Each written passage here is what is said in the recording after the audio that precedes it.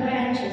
If anyone remains joined to me and I to him, he will bear a lot of fruit. You can't do anything without me.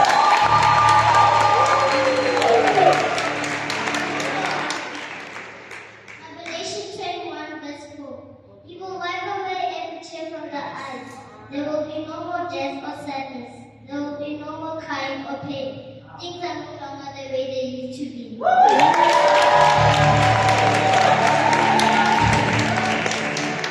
Philippians 4 verse 13. I can do everything by the power of Christ. He gives me strength.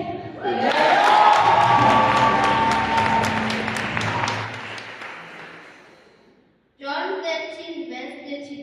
It says, if you love one another, everybody will know you are my disciples.